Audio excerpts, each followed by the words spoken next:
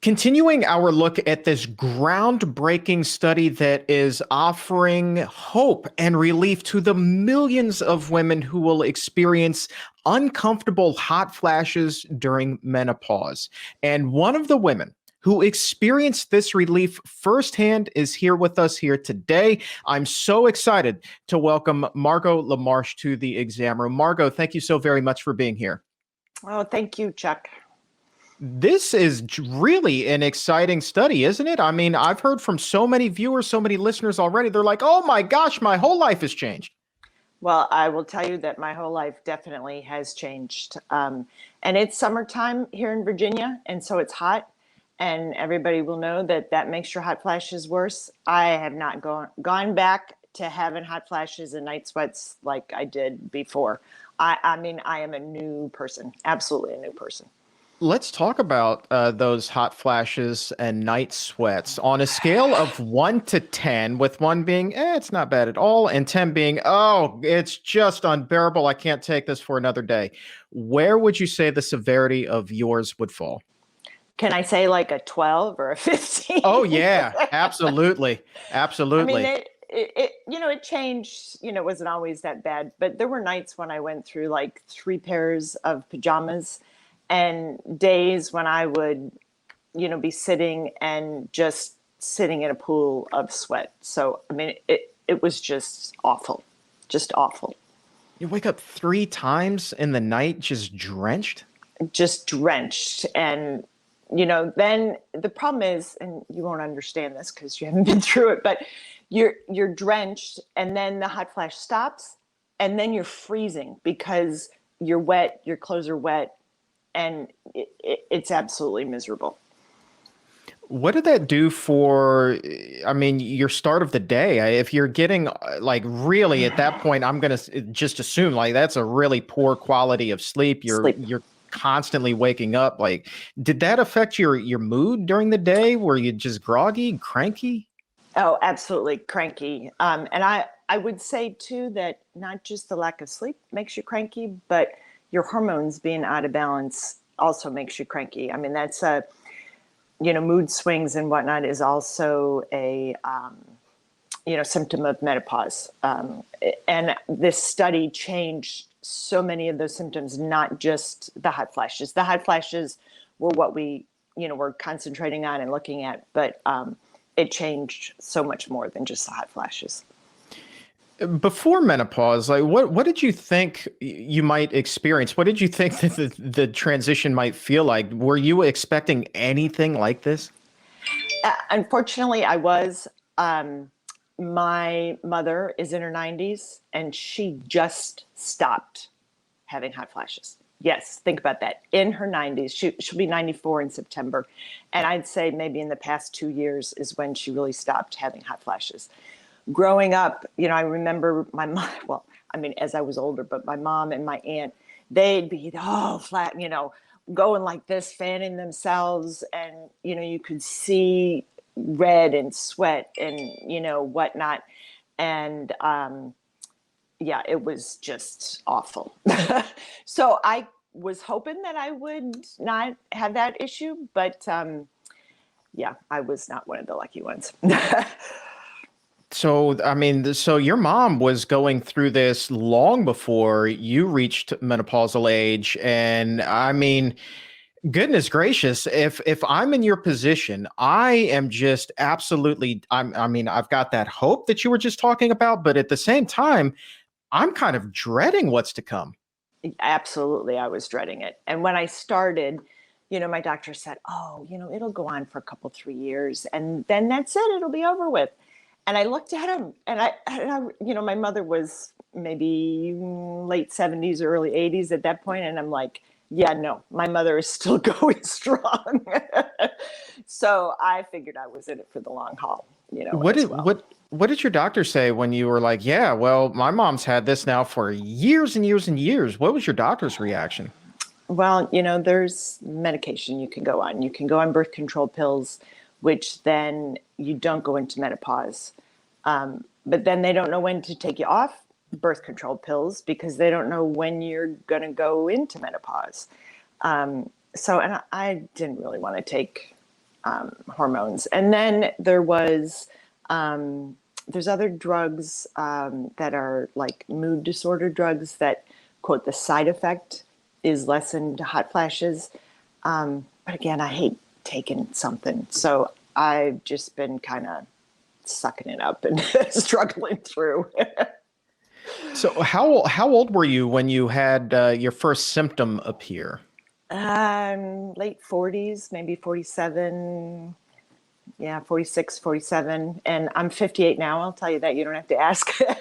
So, it's been over 10 years that I've been, going through this.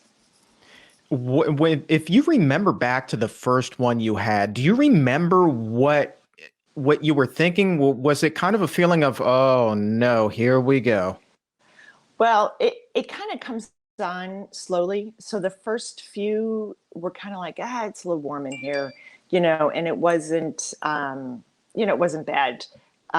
It wasn't until, they started getting, more concentrated and more so that I'm like, oh yeah, I'm doing this.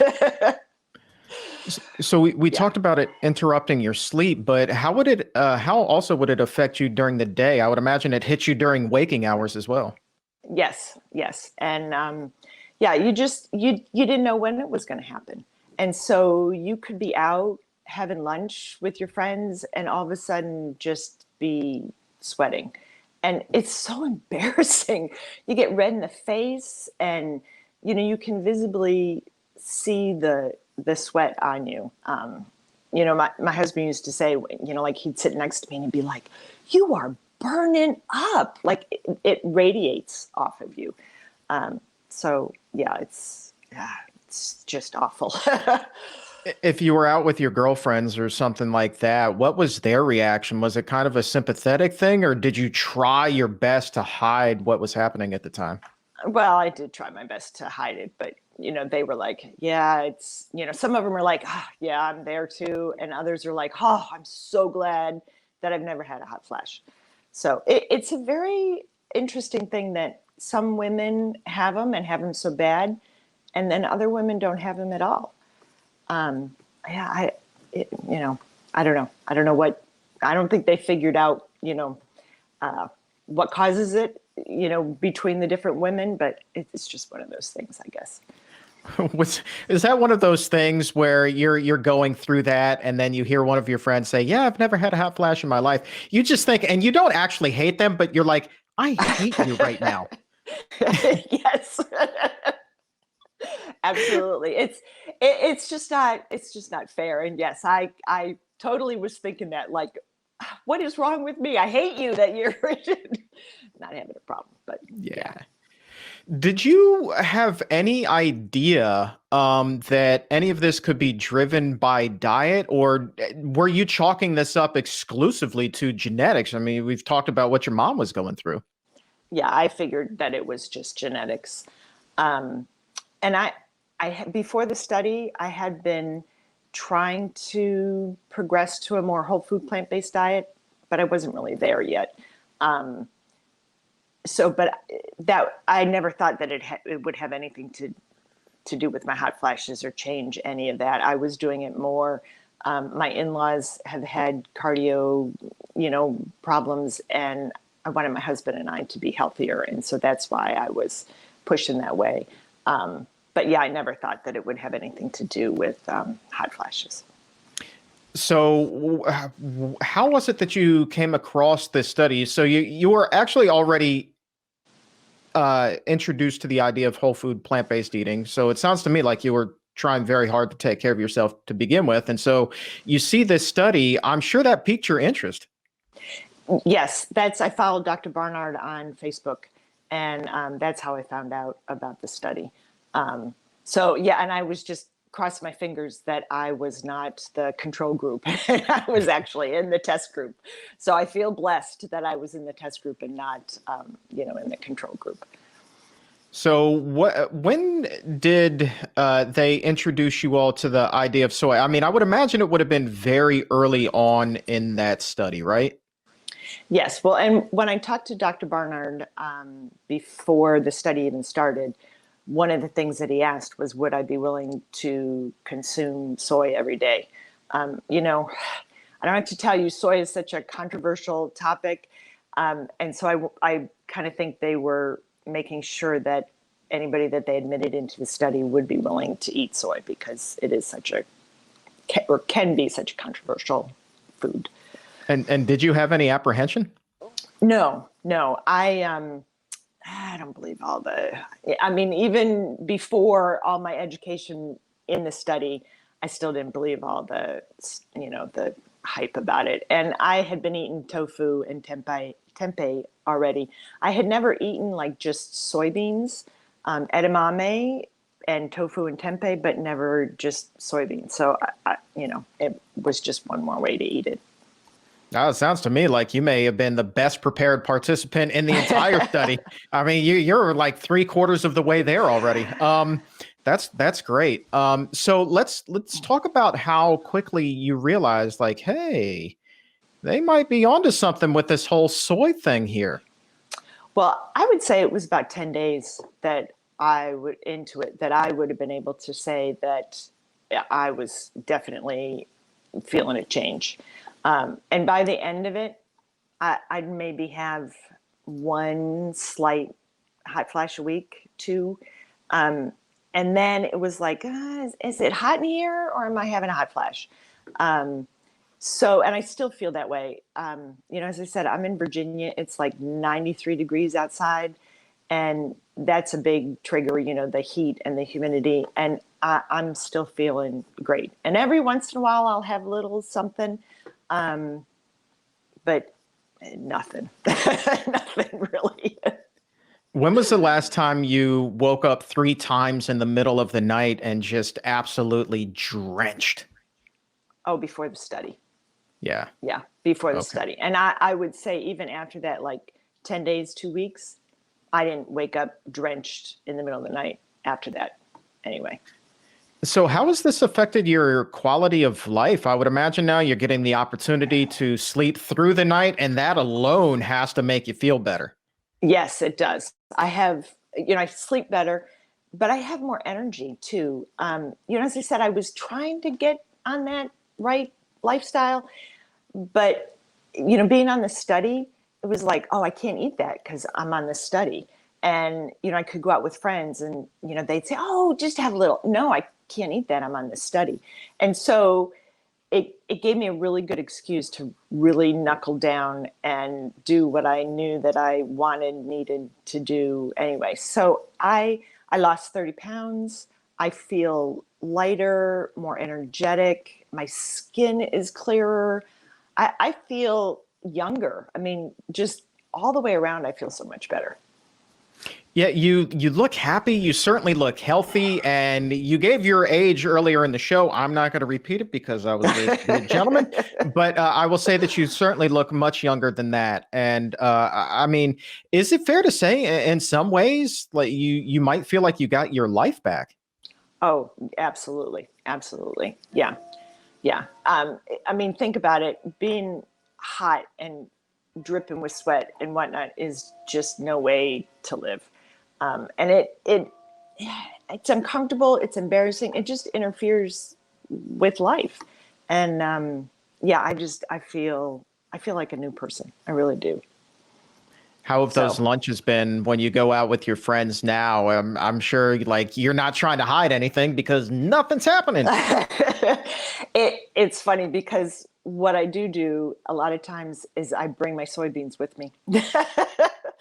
And I add it to whatever, I happen to order. Sometimes you can't really get something plant-based, so you end up with a salad and you strip everything off of it. Like the salad is really, green mixed greens with a hunk of salmon on top. It's not really a salad. It's really about the salmon. So, like if I go out and end up having to do something like that, then I bring my soybeans with me and I just plop them on top of my salad and I'm perfectly happy. Not everybody agrees with me. Some people think, I don't know, I'm going to grow a third eye because I'm eating all this soy, but hey, it's working for me. Yeah, I would imagine. I mean, there's going to be a healthy dose of skepticism, especially because of the fact that it is soy and it is so controversial. This little teeny tiny food is so controversial. Um, wh- what are some of the funnier things that your friends, your family have told you when you pull out that bag of soy and you're sitting down at a restaurant? Like, I would imagine those conversations can be quite hysterical, as a matter of fact. Well, nothing really all that funny. I will say though, one of the weirdest things somebody told me is her husband was drinking soy milk and having hot flashes. And when he stopped drinking soy milk, he stopped having hot flashes. And she says, "So how are you adding soy to your diet and that's causing you to stop having hot flashes?" And I'm thinking, that soy milk did not make her husband have hot flashes. That is the most ridiculous thing I've ever heard. That would, yeah, that's a first. I've never heard of that in my life, but oh boy, those conversations. Nutrition is that's a soy. It's not just soy that's a hot topic. Nutrition as a whole. I mean, you want to get a table talking. I mean, you just start talking about food and people are off. They're chit chatting for days. Yeah, it's like politics and religion almost. That's the way that I feel about nutrition. I mean, it's right there. So I try and lead by example. Do the right thing, eat the right thing, and if somebody wants to know more about it, I tell them. But otherwise, I'm kind of I'm not preaching because it's just too hard to do that.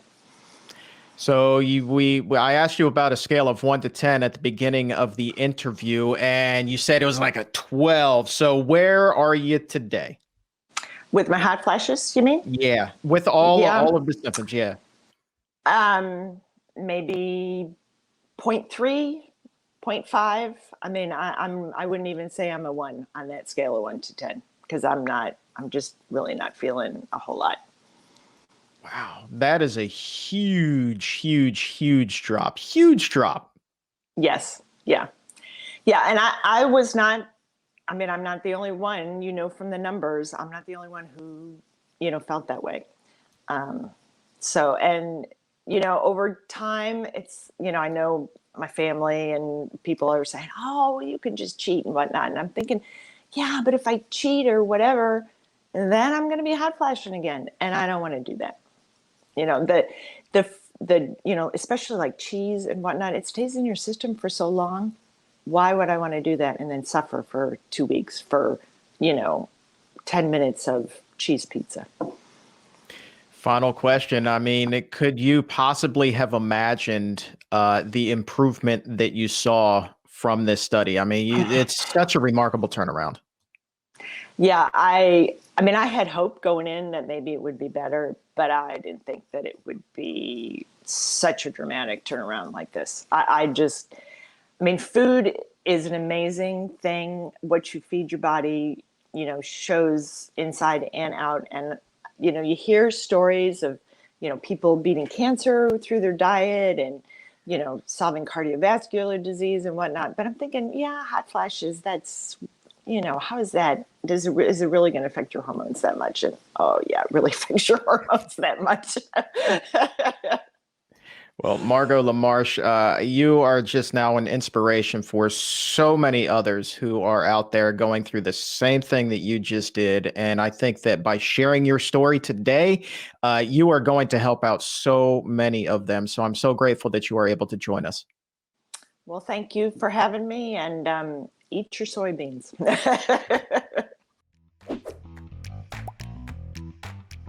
If your health IQ is a couple of points higher than it was a few minutes ago, go ahead and like this video or subscribe to the YouTube channel. And to take it even higher, head over to Apple Podcast or wherever you get your favorite shows. Look for the Exam Room by the Physicians Committee. Hit the subscribe button there as well and help to make your world a healthier place.